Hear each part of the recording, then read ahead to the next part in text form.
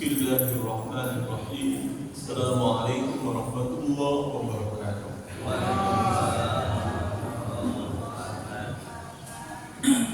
Alhamdulillah, alhamdulillahirabbil alamin.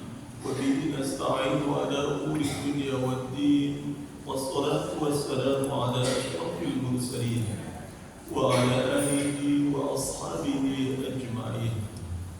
Subhanaka la ilma lana illa ma 'allamtana innaka antal alimul hakim. Rabbi shrah li sadri wa yassir li amri wahlul 'uqdatam min lisani yafqahu qawli. Amma ba'd. Ibu-ibu, bapak-bapak, orang tua saya, hadirin hadirat, anak-anak kita yang kita sayangi, ikhwah fillah rahimakumullah. Marilah pada subuh ini kita bersyukur kepada Allah Subhanahu wa taala. Hari ini dengan pertolongannya kita bisa hadir di Masjid Nurul Huda yang kita muliakan ini untuk menegakkan subuh berjamaah dilanjutkan dengan mengkaji agama. Mudah-mudahan apa yang kita lakukan pada subuh ini mendatangkan kebaikan, keberkahan dari Allah Subhanahu wa taala. Kita berharap mudah-mudahan umur yang masih Allah berikan hingga hari ini menjadi umur yang barokah. Mudah-mudahan saat di mana kita pulang nanti, kepulangan kita adalah kepulangan yang baik, husnul khatimah.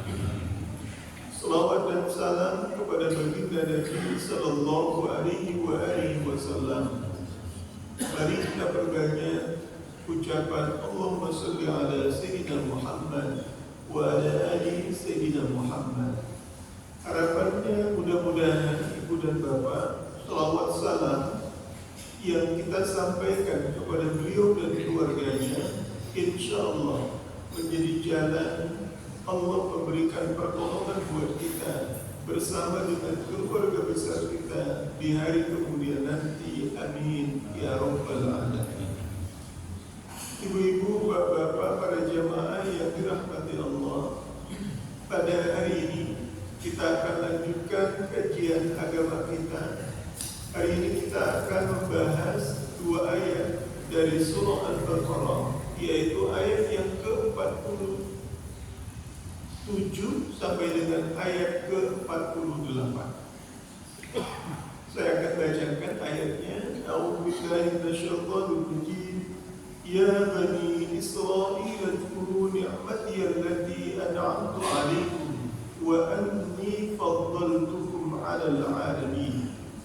Wattaqu yawman la tajzi nafsun 'an nafsin shay'an wa la yuqbalu minha syafa'atun wa la yu'khadhu minha 'adlun wa la hum yunsarun. Shadaqallahul 'azim. Aku berlindung kepada Allah dari godaan syaitan yang terkutuk.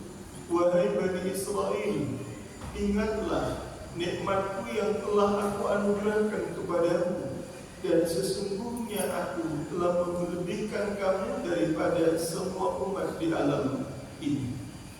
Takutlah kepada suatu hari yang seorang tidak dapat membela orang lain sedikit pun. Syafaat dan tebusan apapun darinya tidak diterima, dan mereka tidak akan ditolong. Maha benar Allah yang maha agung dengan segala firman-Nya. Ibu-ibu, bapak-bapak, para jamaah yang dirahmati Allah, dua ayat yang kita bacakan hari ini merupakan ayat yang menginformasikan kepada kita semua. Meskipun ayat ini secara spesifik, secara khusus ditujukan kepada Bani Israel dengan ungkapan Allah, Ya Bani Israel, wahai Bani Israel, udhkuru ni'mati allati an'amtu 'alaikum. Ingatlah atas nikmat yang telah aku berikan kepadamu, kata Allah.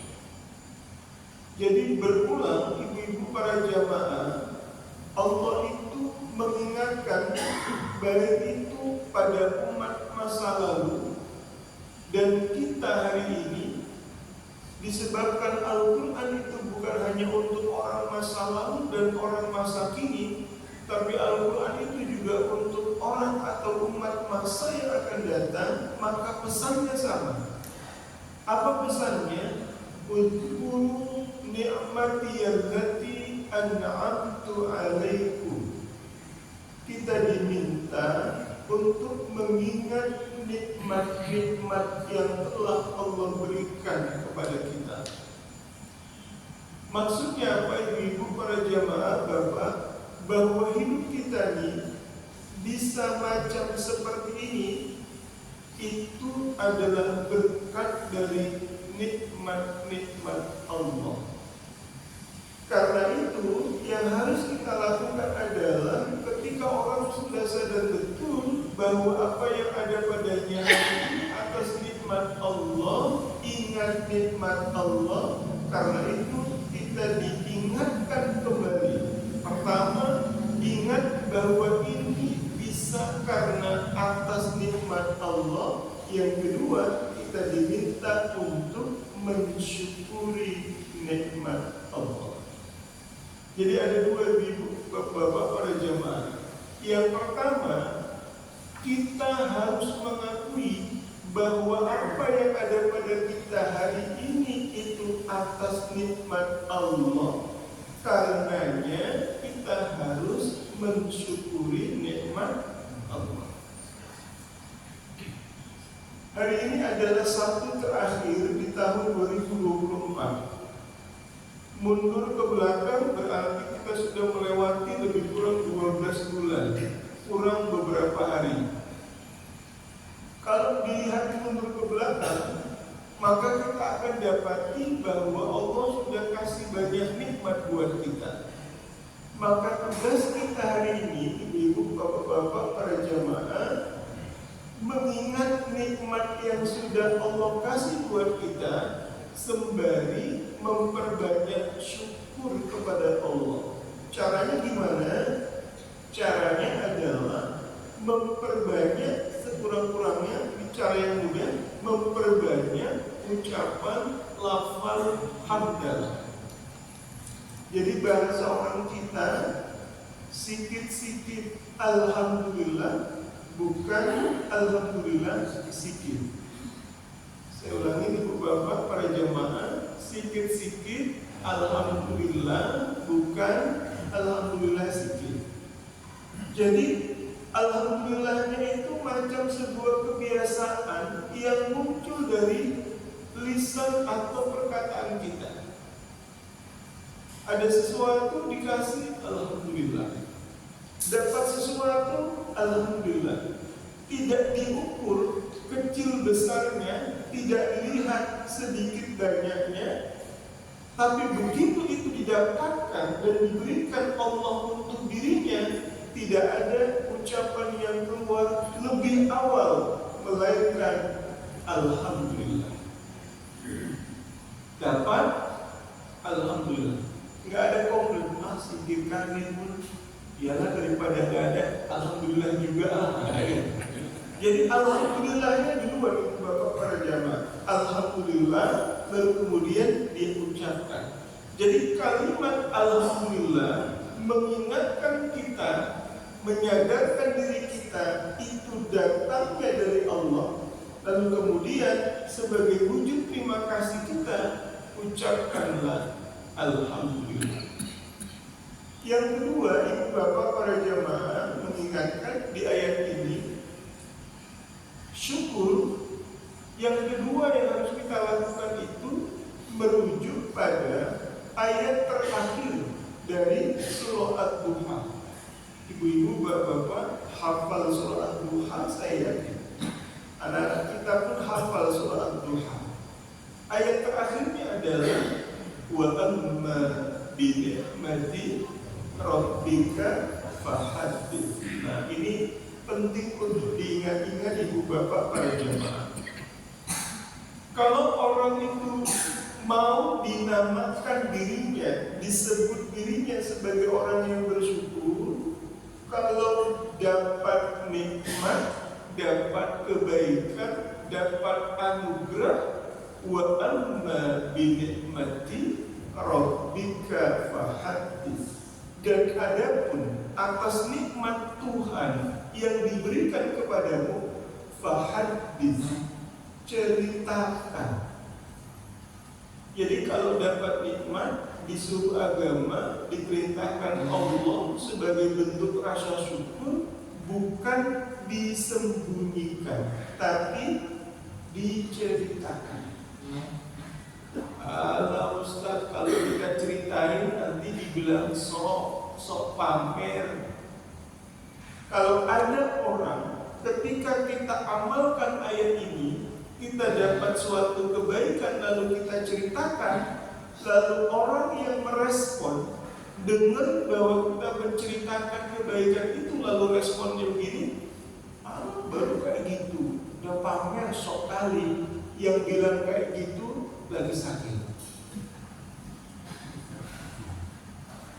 Sebaliknya, kalau ada orang menceritakan kebaikan kepada kita, lalu malah kita juga ngomong kayak yang tadi, nuanya pamer, nah kita yang sakit. Jadi kita, Bapak Ibu para jamaah, saat ada sahabat kita dapat kebaikan lalu diceritakannya kepada kita, respon kita menentukan tingkat keberimanan kita dan tingkat kemauan dan kemampuan kita bersyukur kepada Allah. Saat orang menceritakan kebaikannya kepada kita, lalu kita pun ikut bahagia dan senang, itu tanda iman kita mantap dan tanda ke depan kita bisa mampu dan mau syukur kepada Allah. Dan saat kita mengungkapkan nikmat yang Allah kasih buat kita kepada kawan-kawan kita, itu bukan sok pamer, tapi kita sedang mengingatkan diri kita dan teman kita bahwa kita akan terus dikasih nikmat oleh Allah sepanjang kita mau bersyukur kepada Allah. Mohon maaf ibu-ibu, bapak-bapak, yang sering terjadi itu kita ceritakan saat kita dapat nikmat atau dalam keadaan kita enggak dapat nikmat. Yang sering kita ceritakan itu kan, pegang kepala, rugi. Tapi kalau pas untung, ada kemudian seolah-olah saat kita ceritakan kita dapat untung, lawan bicara kita atau kawan kita akan minta untung kita, minta bagian. Itu cara pikir orang yang gak mensyukuri nikmat Allah. Jadi orang yang mensyukuri nikmat Allah, saat ia dapat, ia ceritakan. Saat dimana orang dapat diceritakan kepadanya, dia ikut bahagia atas nikmat itu orang yang bersyukur. Maka hari ini tidak boleh disembunyi-sembunyiin, Pak. Kalau dapat, diceritakan. Bapak dapat bonus, ceritakan sama ibu. Bapak beli kendaraan baru, jangan disembunyiin, diceritakan sama ibu. Bapak beli tambak baru, ceritakan. Bapak dapat istri.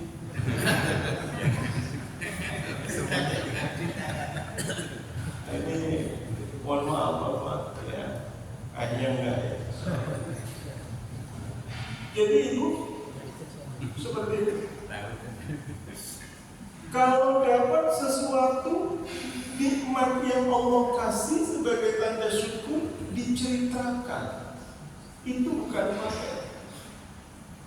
Maka niat menceritakan itu, saat kita menceritakan sesuatu yang kita dapat itu adalah dalam rangka mengingatkan diri kita dan ingin berbagi kebaikan dan kebahagiaan buat orang.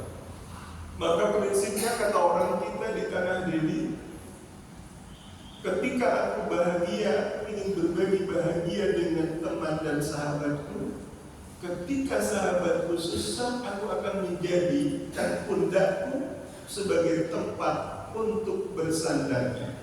Jadi ketika kita senang, ingin berbagi kesenangan, ketika dia susah, kita akan menjadi orang yang tempat bersandar untuk sahabat kita. Itulah orang yang insya Allah dalam hidupnya akan dipenuhi kebaikan dan kebahagiaan karena ia punya rasa syukur. Yang ketiga, ibu-ibu, bapak-bapak, ini rumus sederhana untuk syukur. Jadi yang pertama, ibu bapak, sikit-sikit alhamdulillah. Yang kedua, dapat nikmat disampaikan, diceritakan. Yang ketiga, ajaran Nabi Sallallahu Alaihi Wasallam. Kama qala Nabi Sallallahu Alaihi Wasallam, la yashkurullah man la yashkurun nas. Atau kama qala Sallallahu Alaihi Wasallam. Tidak akan mampu seseorang itu bersyukur, berterima kasih kepada Allah sampai ia mampu berterima kasih kepada sesama manusia. Saya ulangi, ibu bapak, seseorang itu tidak akan pernah mampu bersyukur kepada Allah. Syukur itu bahasa lainnya terima kasih. Orang tidak akan mampu berterima kasih kepada Allah hingga ia berterima kasih kepada sesama manusia. Ayo kita coba cek. Siapakah manusia sesama kita yang terdekat dalam hidup kita? Kalau dalam keluarga, yang terdekat dengan kita ini adalah pasangan hidup kita. Siapa? Istri ataupun suami. Ayo kita cek, evaluasi. Hadis Nabi mengatakan orang itu tidak akan pernah mampu bersyukur kepada Allah hingga ia berterima kasih kepada sesama manusia yang terdekat dengan kita, pasangan hidup kita. Izin ibu-ibu yang dirahmati Allah, izin mencek, izin tanya. Coba ingat-ingat ibu-ibu, kapan terakhir kali si bapak mengucapkan terima kasih kepada ibu? Agak lama ini tandanya, agak kacau. Lama kemarin ini Ustaz udah dikasih tentang ini kopi gorengan, mukanya pun macam gitu. Sekarang saya balik tanya ke bapak, Pak izin, kapan terakhir kali mengucapkan terima kasih ke ibu? Oh agak lama juga nih. Oh tiap pagi, alhamdulillah. Kalau ada yang tiap pagi ini keren nih ya, tiap pagi. Ibu-ibu, bapak-bapak, para jamaah, itu ukuran Pak, duduk para jamaah. Orang yang sedikit terima kasih ke orang akan sedikit terima kasih ke Allah. Orang yang sedikit-sedikit terima kasih ke orang, sedikit-sedikit kira-kira jadi banyak atau sedikit? Jadi banyak. Sedikit-sedikit terima kasih ke orang, dia akan sedikit-sedikit terima kasih ke Allah. Jadi hari ini pesannya, ibu bapak para jamaah, ayo sedikit-sedikit terima kasih kepada yang terdekat dengan kita. Siapa? Pasangan hidup kita. Siapa? Anak-anak kita. Siapa? Keluarga besar kita. Ketika kita sudah berhasil sedikit-sedikit terima kasih kepada orang-orang terutama yang terdekat di kita, maka pada saat itu Bapak Ibu para jamaah akan mudah bagi kita. Anugerah Allah sedikitkan, kecilkan, akan mampu kita ucapkan hamdalah, alhamdulillah, banyak syukur kepada Allah Subhanahu wa Ta'ala. Bapak Ibu para jamaah yang dirahmati Allah, ini pesan pertama dari ayat ke-47 dalam surah Al-Baqarah. Kita diminta untuk mengingat nikmat Allah karena nikmatnya itu banyak sekali untuk kita. Saking banyaknya, ibu-ibu, bapak-bapak, Al-Quran dalam surah Ar-Rahman ada ayat yang diulang-ulang oleh Allah. Fabi ayyi ala'i rabbikuma tukadziban. Fabi'ayyi ala'i rabbikuma tukadziban. Maka nikmat Tuhanmu yang mana lagikah yang akan kamu dustakan? Ayat ini mengandung makna bahwa betapapun hebatnya orang di atas muka bumi ini, dia tidak bisa hebat karena dirinya sendiri, tapi dia bisa hebat itu karena nikmat yang Allah kasih untuk dirinya. Maka bahasa orang Medan, jangan apa kali, biar enggak apa kali. Ibu-ibu, bapak-bapak, para jamaah. Poin yang pertama. Yang kedua, ayat ini menceritakan, jadi Allah sudah kasih nikmat besar untuk kita, udah banyak kasih nikmat, diingatin lagi. Wa anni faddaltukum 'alal 'alamin. Dan sungguh kata Allah, aku telah memuliakan kamu. Manusia ini makhluk yang mulia, Bapak Ibu para jamaah. Dalam surah At-Tin yang sudah kita hafal juga, berulang kita bacakan ketika kita sholat, laqad khalaqnal insana fi ahsani taqwim.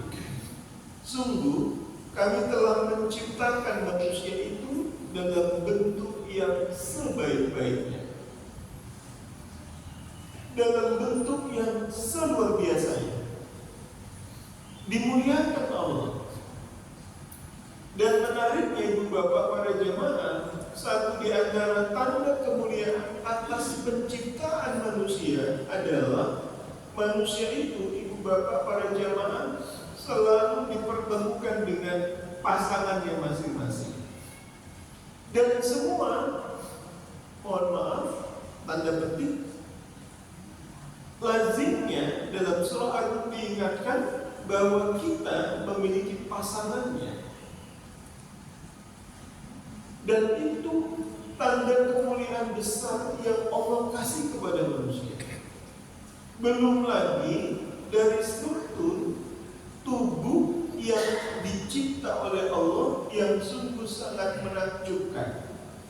Jadi kalau ibu bapak para jamaah ingat pada satu ayat, wa fi anfusikum afala tubsirun. Dan pada dirimu sendiri, tubuhmu sendiri, afala tubsirun, apakah kamu tidak memperhatikan? Ayat ini ingin menggugah kesadaran kita, kalau engkau ingin melihat yang hebat, yang luar biasa, yang menakjubkan, jangan engkau lihat yang di luar sana, di luar dirimu. Cek dalam dirimu. Saat engkau mencek, melihat dalam dirimu sendiri, bahkan di situ kamu akan menemukan kehebatan luar biasa. Dan ketika engkau melihat kehebatan luar biasa pada dirimu, hendaklah engkau mengakui bahwa kalau dirimu saja dicipta dengan penuh kelebihan, penuh keutamaan, penuh kehebatan, maka yang mencipta dirimu itu jauh maha hebat dari dirimu sendiri. Coba Bapak Ibu para jamaah, tubuh kita ini masing-masing akan kita katakan sebagai milik kita. Tapi pertanyaannya, apakah kita yang punya kuasa terhadap tubuh kita? Kalau punya kuasa, sekarang ibu-ibu, bapak-bapak para jamaah, tahan nafas. Tarik nafas, tahan 5 menit. Ada yang tahan gak? Habis, gak ada kontrol. Nafas kita nih, saluran udara, oksigen yang pada diri kita ini gak bisa kita kontrol. Sistemnya hebat. Belum lagi sistem peredaran darah, belum lagi detak jantung kita. Kira-kira ada yang bisa hari ini berani untuk tak berdetak jantungnya 1 menit ya? Lewat kawan itu kira-kira. Tapi coba berjalan hebat, lihat betapa Allah luar biasanya dalam struktur tubuh kita didesain sedemikian rupa, saat itu kita harus sadar betul bahwa kita menjadi makhluk yang dimuliakan Allah dalam sisi struktur penyusunan tubuh kita, anatomi tubuh kita. Belum lagi yang lain-lain. Itu hanya satu dimensi, satu bagian untuk mengingatkan bahwa kita ini sudah dimuliakan Allah. Belum lagi kita nih, mohon maaf, di ujungnya saat meninggal dunia, meninggal, wafat, mati, diapain ibu bapak? Diparduki payahin, dimandikan, dikafankan, disolatkan, kemudian dikuburkan. Kira-kira ada yang seperti itu nggak, ibu bapak para jamaah? Kambing mati itu cuma dikuburkan saja, Pak. Hewan yang lain mati sama juga. Tapi kalau manusia mati, di mana dia adalah orang yang memiliki keimanan, asyhadu an la ilaha illallah wa asyhadu anna Muhammadur Rasulullah, tidak ada yang lain yang akan diberikan melainkan kemuliaan, bahkan pada saat ia wafat. Artinya dengan itu Allah Subhanahu wa Ta'ala menginginkan manusia yang mengaku beriman kepada Allah ingin tetap terus mulia, mulia di dunia, mulia di alam kuburnya. Doa kita untuk orang-orang yang telah wafat, Allahumma ja'al kuburahum rawdatan min riyadil jinan. Ya Allah, jadikan kubur orang-orang terdahulu kami, kuburnya itu menjadi taman dari taman surga. Kenapa kita doa macam itu? Karena kita ingat, Pak, bahwa Allah itu muliakan manusia di atas tanah, Allah itu muliakan manusia di dalam tanah, dan Allah akan muliakan manusia saat ia dibangkitkan dari tanah. Ayat berikutnya mengingatkan kita, kapan manusia itu bisa mulia? Saat berada di bawah tanah dan kemudian dibangkitkan dari tanah.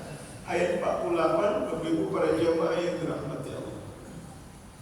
Wattaqu yawman la tajzi nafsun an nafsin syai'an wa la yuqbalu minha syafa'ah wa la yukhadhu minha 'adl wa la hum yunsarun. Ayat ini ngingetin kita akan satu hal. Apa itu Ibu Bapak? Bahwa nanti saat dimana manusia dibangkitkan dari kuburnya masing-masing, kapan itu? Yaumul qiyamah, hari kiamat. Masing-masing manusia akan mempertanggungjawabkan dirinya sendiri, masing-masing. Dia tidak bisa memberikan pertolongan kepada yang lain. Orang lain pun tidak bisa memberikan pertolongannya untuk diri sendiri, untuk dirinya. Masing-masing mempertanggungjawabkan apa yang telah ia kerjakan, kapan, ketika ia berada di atas tanah, selama hayat masih dikandung. Nah, karenanya Bapak para jamaah, mohon maaf lahir dan batin, ayat ini akan saya gandengkan dengan satu kata atau pertanyaan di ujung tahun atau di awal tahun. Jadi kalau cerita hari kiamat itu cerita yang jauh. Meskipun ada film namanya Kiamat Sudah Dekat. Kenapa dia dekat? Karena perjalanan waktu berganti dari hari ini menjadi esok, esok menjadi lusa, menjadi pekan, menjadi bulan, menjadi tahun, berubah tahun 2004, 2028 menjadi tahun 2025, bukan membuat kita itu makin jauh. Tapi kiamat itu ada satu titik yang akan didekati terus dengan pergantian waktu. Kiamatnya nggak mundur, Pak. Kita makin dekat. Kaitan dengan ini, itu juga kaitannya dengan apa yang kita kenal, kita sebut dengan kata usia atau umur. Saya katakan tadi, setiap kali di ujung tahun atau di awal tahun ada satu pertanyaan yang sering ditanyakan kepada kita, atau sebaliknya kita tanyakan ke orang. Apa pertanyaannya? Wes piro umurmu saiki? Berapa umurmu sekarang? Setiap kali pergantian tahun, pertanyaan itu kadang-kadang selalu terdengar di telinga kita. Pak, udah 2025, udah berapa umur sekarang, Pak? Aku 80, mantap apa? Awak belum tentu bisa sampai ke 80, kira-kira gitu. Oke, Ibu Bapak, bahwa Allah kasih umur yang lebih dari yang lain itu anugerah. Tapi jangan sampai kita berbangga-bangga dengan usia yang angkanya fantastis itu. Mari kita coba renungkan sebuah kisah. Kisah yang terjadi antara seorang cucu Nabi SAW bernama Ja'far As-Sadiq dengan muridnya pada saat ngaji macam ini. Ja'far As-Sadiq tanya kepada salah seorang muridnya. Pertanyaannya sama, Pak, yang saya sampaikan tadi. Pak, udah berapa umur sekarang? Gitu kira-kira. Jawab si bapak murid Ja'far As-Sadiq ini, umur saya baru 10 tahun. Begitu dengar jawaban umurnya baru 10 tahun, Ja'far As-Sadiq bilang, Pak, usia saya dengan bapak saja sudah terpaut jauh, dan saya itu lebih dari 10 tahun. Kenapa bapak saya tanya berapa umur sekarang, kok jawabannya baru 10 tahun? Yang benar, Bapak. Iya, umur saya baru 10 tahun. Kenapa bapak bilang 10 tahun? Ini clue-nya, Pak. Ini kata kuncinya. Wahai cucu Nabi, umurku memang sudah 70 tahun. Tapi baru 10 tahun belakangan ini aku rasakan aku dekat dengan Allah. Baru 10 tahun belakangan ini aku rasakan aku dekat dengan Allah. Jadi ibu bapak para jamaah, ayo dilihat ini. Jadi ukurannya itu bukan banyaknya angka, tapi dilihat dari perjalanan waktu yang kita lewati itu. Sudah seberapa lama kita dekat, ngerasa dekat dengan Allah. Kalau ukurannya itu masing-masing ada perbedaan di antara kita yang hadir pada hari ini. Tapi mudah-mudahan sepanjang usia kita yang Allah beri hari ini, semuanya itu isinya upaya dekat dengan Allah Subhanahu wa Ta'ala. Ini kayaknya aminnya ini nggak muncul, agak ragu-ragu. Bahasa orang kampung kompohio. Jadi hari ini, ayo mudah-mudahan kita berjuang ke arah sana. Nah, kenapa saya kaitkan itu, Bapak Ibu para jamaah? Karena tadi ceritanya hari kiamat. Ceritanya pada saat kiamat, kita masing-masing mempertanggungjawabkan apa yang kita buat. Sementara nasib kita di hari kiamat itu ditentukan oleh kehidupan kita saat kita berada di atas tanah hari ini. Maka orang dikasih fasilitas, dikasih potensi, dikasih kesempatan untuk menentukan nasib yang mendatang. Kapan? Dengan apa yang hari ini sedang Allah kasih. Bentuknya apa? Umur hidup yang masih lekat dalam kehidupan kita. Ada doa Nabi, ibu bapak para jamaah. Ini doanya indah sekali. Saya coba potong bagian atas ada, doa yang bagian akhirnya itu menarik. Waj'alil hayata ziyadatan li fi kulli khair, waj'alil mauta rohatan li min kulli syarr. Ya Allah, jadikanlah hidup yang masih Engkau berikan pada diriku Jadi ibu-ibu, bapak-bapak, kalau tadi malam berdoa, Bismika Allahumma ahya wa bismika, dengan namamu ya Allah aku hidup, dengan namamu ya Allah aku mati, atau ada hadis yang lain, Bismika Allahumma amut wa ahya, dengan namamu aku mati dan dengan namamu aku hidup. Tidur kita, lalu kemudian paginya masih bangun dan bisa subuh ke Masjidul Huda atau melakukan amal-amal soleh yang lain, itu berarti doa yang kita munajatkan, jadikan hidup yang engkau berikan untuk diriku menambah kebaikan di hadapanmu, itu dikabul oleh. Jadi selama hidup, selama masih hidup, tidur dan dihidupkan lagi oleh Allah, berarti Allah menginginkan kita untuk makin tambah lakukan banyak-banyak amal soleh.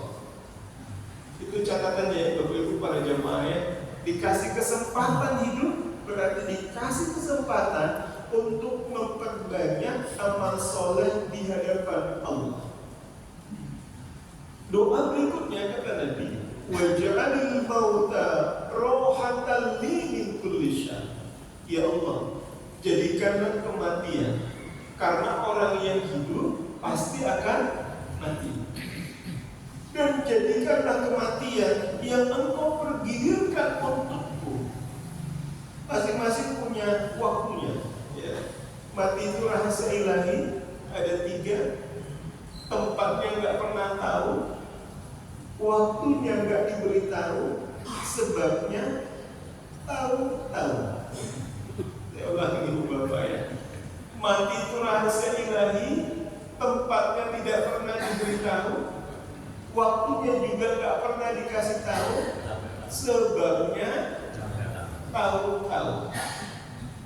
Nggak nyangka ya, tadi masih sungguh sama, pulang bareng, tadi sarapan makan nonton, ketawanya enak kali.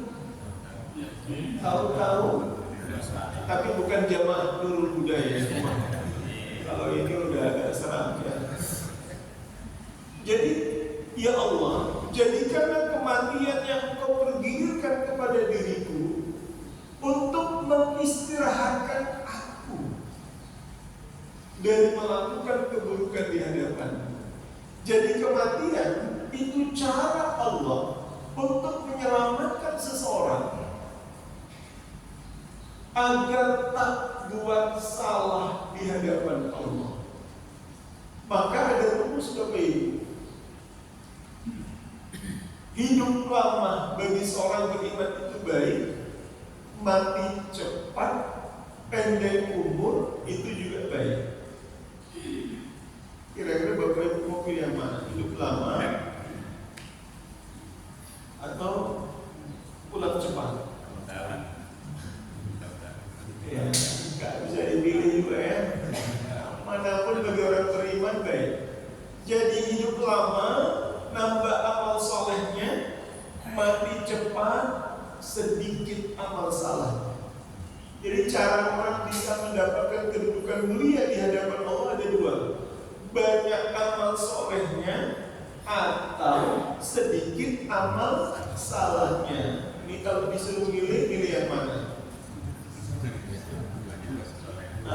Yang banyak amal solehnya atau sedikit amal salahnya? Oke, kita kepingin selalu banyak amal solehnya. Kalau banyak amal solehnya itu berarti umurnya panjang, isinya amal-amal baik. Tapi kalau sedikit amal salahnya itu berarti umurnya pendek. Yang mana Pak? Udah panjang semuanya. Mudah-mudahan umurnya barokah ya Pak. Bapak Ibu para jamaah, kaitannya dengan ingin menyelamatkan saat kita nanti di yaumil qiyamah. Caranya gimana? Di saat sekarang ini, saat umur masih ada di kita, kita masih diberikan kehidupan, kita masih memungkinkan untuk mempersiapkan bagaimana kita ke depan. Mohon maaf Bapak Ibu para jamaah, ada sebuah pola pikir.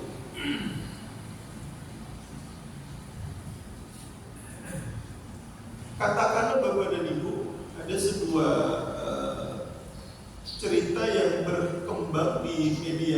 sosial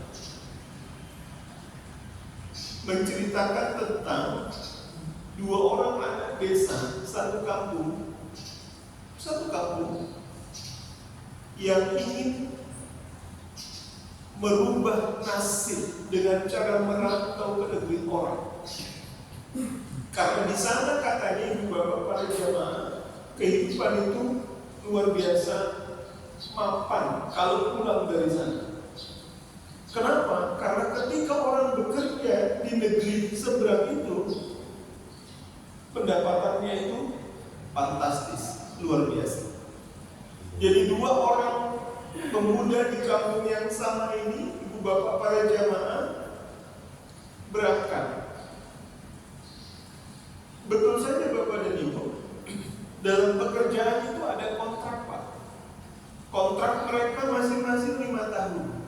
Dan mereka digaji 1 bulan itu, mohon maaf, sekitar 50 juta per bulan.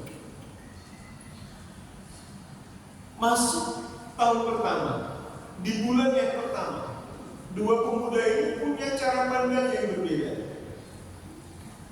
Yang satu, begitu dia dapat 50 juta, ya sudah, mumpung dibantai saja pak semuanya pak. Mau ini, mau itu, mau ini, mau itu, mau ini, mau itu, mau ini, mau itu. Sementara kawan yang satu, pemuda yang satu lagi, begitu dia dapat gaji, dia ambil sepenuhnya untuk kebutuhannya di negeri orang itu, selebihnya dia save, offer ke kampung, dikasih emaknya. Begitulah Bapak Ibu para jamaah sampai 4 tahun, 11 bulan, 20 atau 30 hari. Itu berarti sudah habis masa kontraknya. Begitu mau habis masa kontraknya, Bapak Ibu para jamaah, ternyata orang kampung sudah tahu kenapa? Karena bakalan pulang kampung. Kontraknya udah jelas 5 tahun. Masing-masing emak, begitulah emak ini sayang kali sama anaknya, ingat sama anaknya, berkirim surat kepada anak yang tadi setiap kali dia dapat gaji per bulan di-offer ke kampung, dikirimin surat sama emaknya. Bahasa emaknya itu enak. Assalamualaikum warahmatullahi wabarakatuh, anakku, gimana kabarmu di sini? Semoga senantiasa sehat, bahagia, dan dalam lindungan Allah Subhanahu wa Ta'ala. Nah, kamu kan sudah hampir 5 tahun. Kamu pulang kampung kan? Tanda tanya. Dia udah berlinang-linang air matanya. Nah, pulang kampunglah kata maknya. Begitu surat dibuka di lembaran kedua, ditengok ada foto rumah Bapak Ibu para jamaah. Kata emaknya, nah ini adalah rumahmu. Dari duit yang kau kirim ke emak, udah emak belikan rumah. Dibuka lagi lembaran ketiga, ada foto sawah pas di belakang rumah. Dibilang emaknya dalam surat itu, nah ini juga sawahmu. Nanti kalau kamu pulang, kita bisa bercocok tanam di sawah. Lembar foto yang ketiga, ditengok ada foto sepeda motor. Nah, ini sepeda motor yang mama beli dari duit yang kau kirim sama mama. Nanti bisa kita jadikan alat untuk keliling sana, keliling sini. Lembaran keempat, ada foto wanita berjilbab. Ibu-ibu para jamaah, ada foto wanita berjilbab. Dibilang sama emaknya, nah saya agak khawatir. Begitu saya sebut nama, kena pula nama ibu-ibu. Mohon maaf ya Bu, kalau namanya saya sebut ya. Kalau pas kena, ini hanya cerita. Itu dulu. Nanti ujungnya ada yang lain. Nah, ini Fatimah. Ada nama Bu Fatimah. Alhamdulillah. Ini adalah Fatimah, tetangga rumah kita yang siap untuk engkau nikahi jadi istri. Mohon izin ibu bapak para jamaah, kira-kira pemuda tadi itu makin enak nggak, ingin nggak dia pulang? Senang nggak dia pulang? Wah, pulang ini udah ada rumah, udah ada sawah, udah ada kendaraan, udah ada istri. Gitu. Itu informasi dari kampung, Pak. Dari kampung, dari rumah, yang ketika setiap bulan disuplai itu. Tapi ternyata emak kawan yang satu lagi pun mengirim surat, Pak. Mengirim surat kepada anak. Dikirim surat, kira-kira ungkapannya enak atau enak sekali? Pak Ibu para jamaah, emaknya ngirim surat lagi. Kata-katanya nggak enak, Pak. Kata-katanya kasar. Memang anak, macam itu, Pak. Awas kok kalau pulang, gitu. Kira-kira, mohon maaf, anak yang dapat surat itu kepingin pulang nggak? Nggak kepingin, Pak. Takut dia pulang. Tapi, mohon maaf, Bapak Ibu para jamaah, takut pulang, sementara kontraknya 5 tahun, Pak. Dia nggak bisa panjangin lagi. Kontrakmu 5 tahun, bro, kira-kira gitu. Kau nggak bisa panjang waktu itu, tinggal seminggu lagi. Kamu harus pulang. Sementara kawan yang satu lagi yang sudah nge-save, nyiapin untuk pulang kampung, itu Bapak Ibu para jamaah, dia sudah enak, bahagia. Kenapa bahagia? Udah disiapin untuk dia nanti bisa pulang kampung. Udah ada gambaran hebat, gambaran enak. Pak Ibu para jamaah, macam itulah kita hari ini. Macam kayak gitulah kita hari ini. Hari ini kita ini sedang merantau di negeri yang namanya dunia, Pak. Kalau kita habiskan semuanya di dunia ini, tak, mohon maaf, tak mau lakukan amal soleh, maka di sana udah ada gambaran, Pak, gimana nasib kita.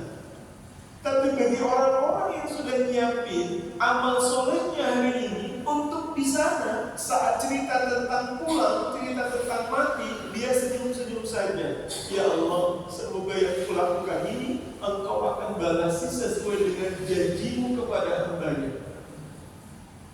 Man 'amila sholihan min dzakarin wa untha falanuhyiyannahu hayatan thayyibah. Orang yang beriman lalu beramal soleh, baginya adalah kehidupan yang baik. Kapan? Kalau bukan di sini, nanti. Udah bahagia, Pak. Maka dari itu, Bapak Ibu, para orang tua kami, jamaah yang dirahmati Allah, siapkan amal terbaik yang hari ini bisa kita buat. Lomba-lomba melakukan amal. Dan yang kedua, Bapak Ibu para jamaah, mari mensolehkan diri kita dan anak-anak cucu kita. Yang ketiga, mari memperbanyak istighfar kepada Allah. Semoga dengan itu nantinya saat kita pulang, kepulangan kita pulang yang baik, husnul khotimah. Dan kita berdoa semoga orang-orang tua kita, sahabat, keluarga besar kita yang lebih dulu pulang kepada Allah, kita berbaik sangka, semoga mereka pun telah Allah pulangkan dalam husnul khotimah. Kita dan keluarga besar kita yang akan menyusul, semoga kita dan mereka semua pun akan diwafatkan dalam husnul khotimah. Barangkali ini Bapak Ibu para jamaah yang dirahmati Allah, sudah masuk waktu isya. Semoga kajian 2 ayat 47 dan 48 dari surah Al-Baqarah membuat kita makin berikhtiar mendekatkan diri kepada Allah, dan semoga Allah meridhoi kita, merahmati kita, mengumpulkan keluarga besar kita, insya Allah tetap dalam kebaikan, dan mudah-mudahan kelak di hari kemudian kita akan dibersamakan dengan orang-orang yang kita cintai dalam surga firdausnya Allah Subhanahu wa Ta'ala. Barangkali ini Bapak Ibu mohon maaf, kita tutup dengan ucapan hamdalah, alhamdulillahirabbil alamin. Kita sudahi dengan kafarah majlis. Subhanakallahumma wa bihamdika asyhadu an la ilaha illa anta astaghfiruka wa atubu ilaik. Bismillahirrahmanirrahim. Alhamdulillahirabbil alamin. Wassalatu wassalamu ala asyrofil mursalin wa ala alihi wa ashabihi ajma'in. Allahumma